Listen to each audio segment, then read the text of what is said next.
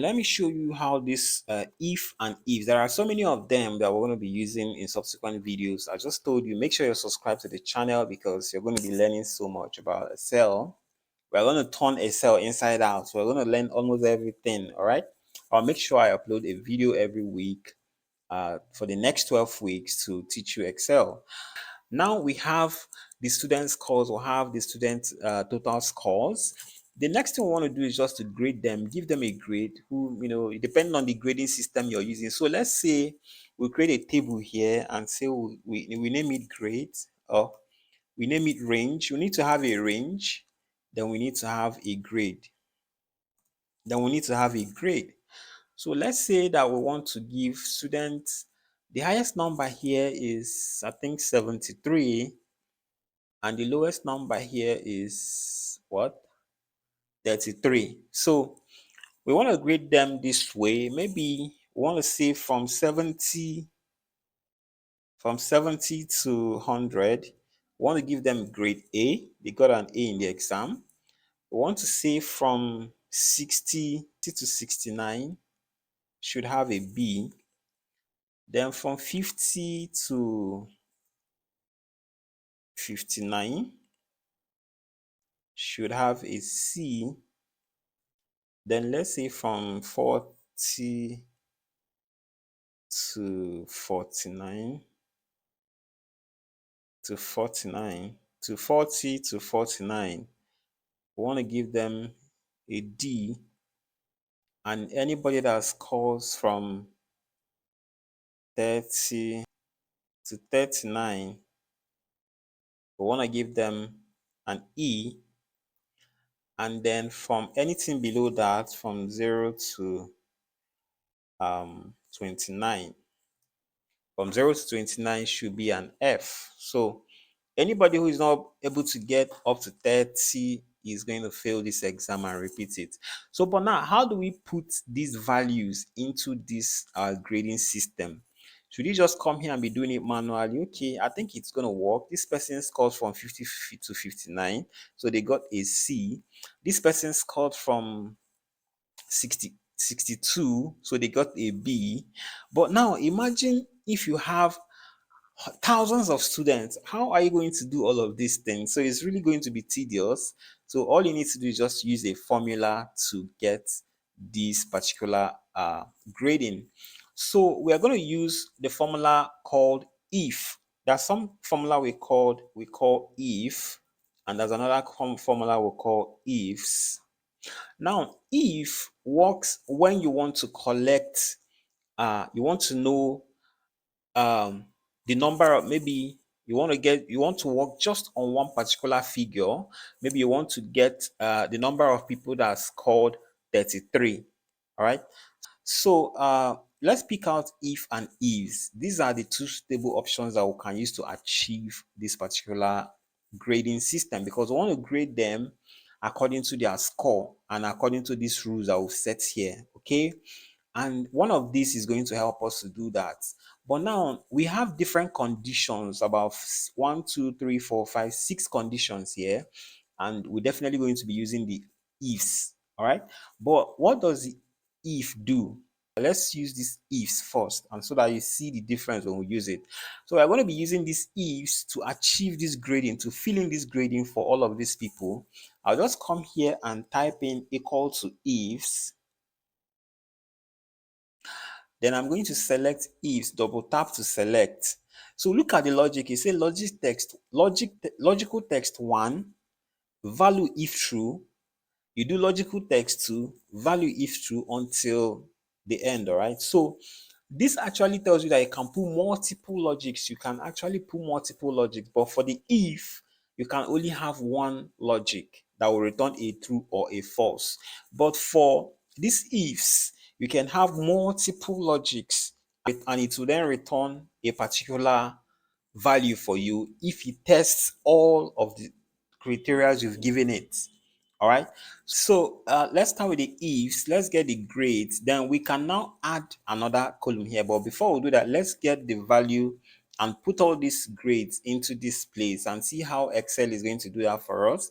So to get that, to achieve that, all you need to just put your equal sign, Then put your ifs, select the ifs value here, the last one.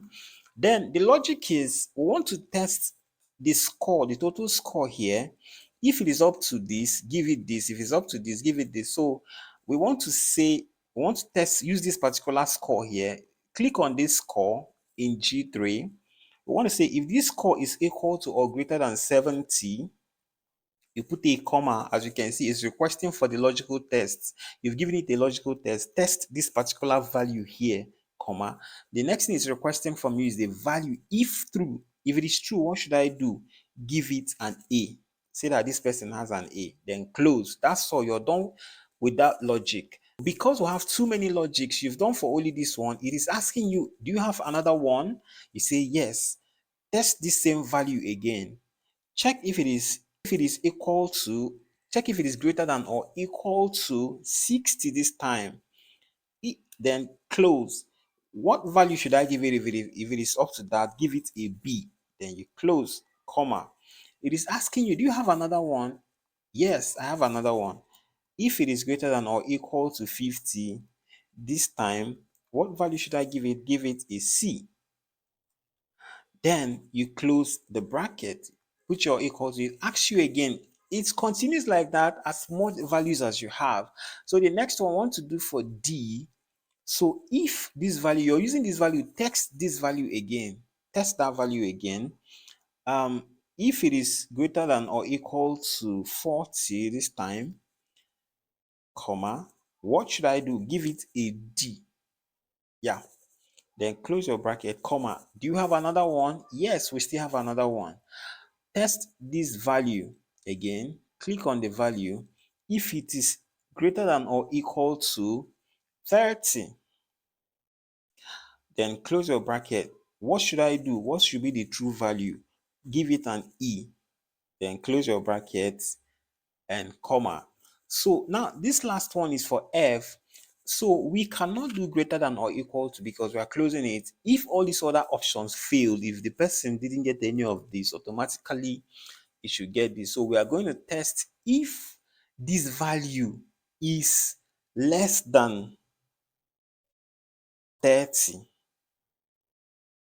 If this value is less than 30, because obviously if it is here already, here is checking if it is equal to or greater than 30. So you've taken care of equal to or greater than. So if it is less than 30, what happens? All you need to do is just to give the person an F.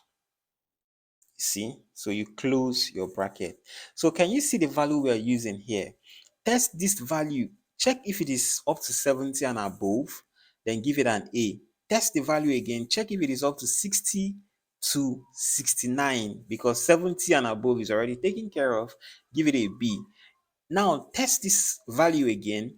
If it is up to 50 to 59, because 60 is already taken care of, you continue doing that till you get to the last one. All right, so when we hit our enter button,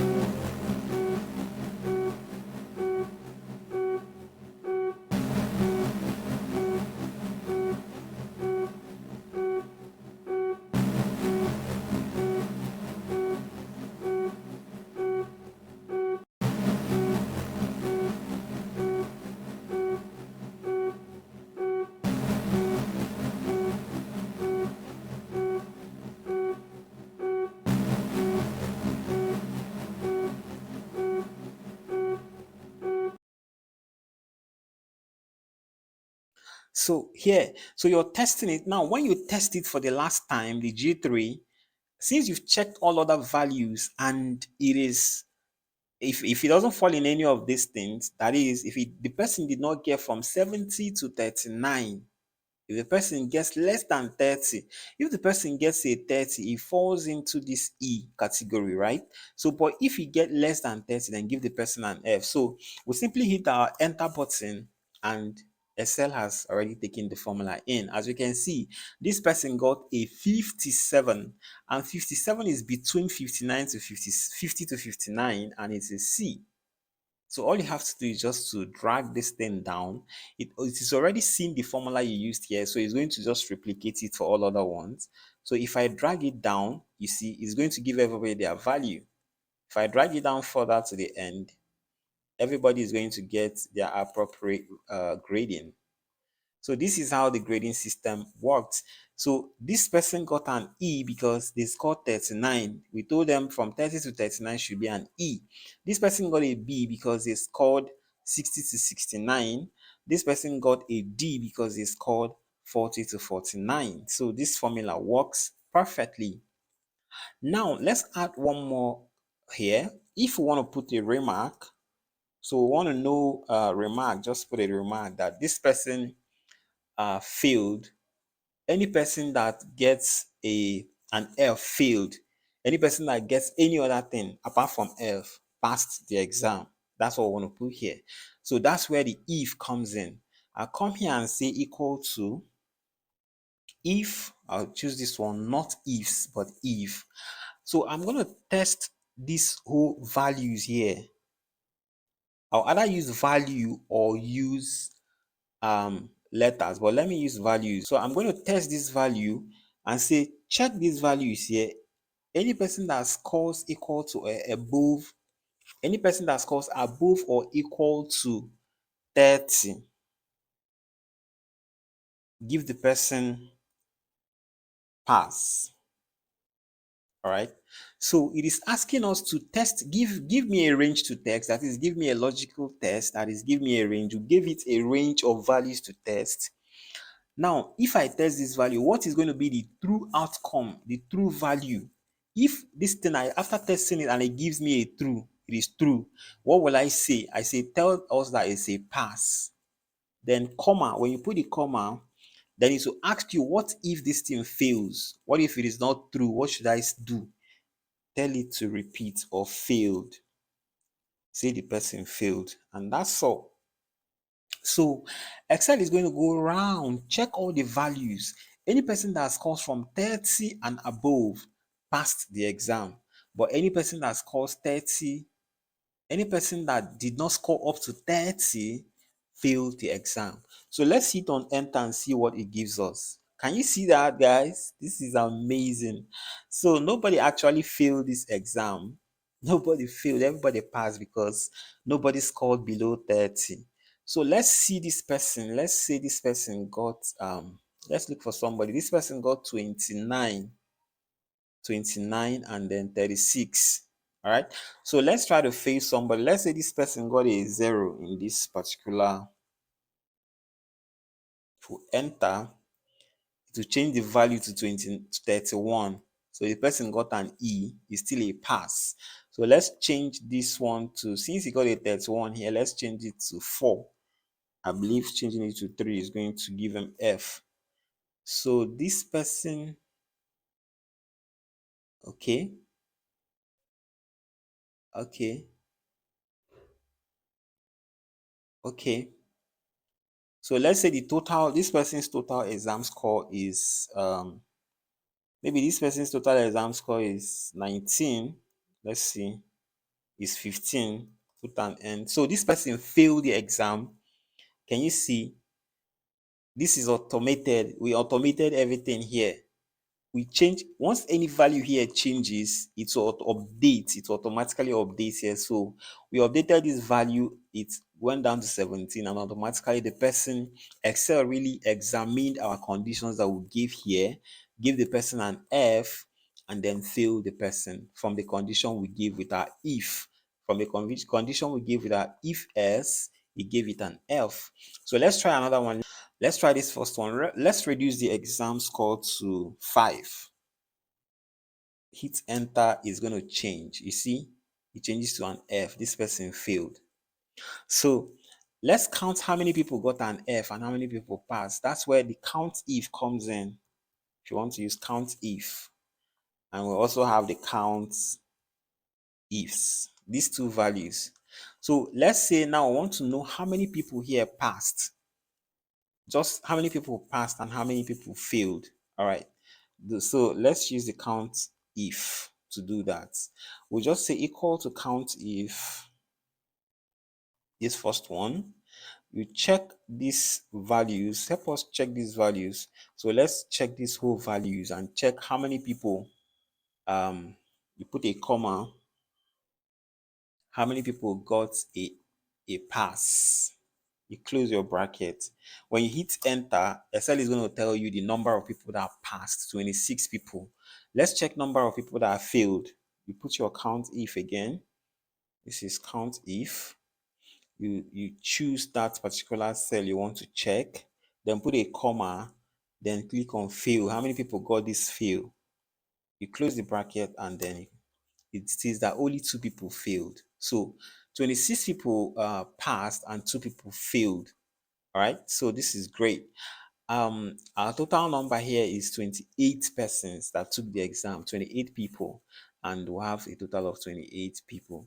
Okay, guys, so that's it. Now we've been able to cover summation, we've been able to cover if, we've been able to cover ifs, we've been able to cover count if, and the rest of them. So this is quite explanatory. If you have any questions, please drop it on the comment section and I'm going to help you solve whatever issues you're having with yourself. If you understood everything I did, also comment on the comment section so that we can celebrate you because you followed through the lessons. Now, don't forget to subscribe and don't forget to turn on your notifications so that we can continue from here. All right. Thank you.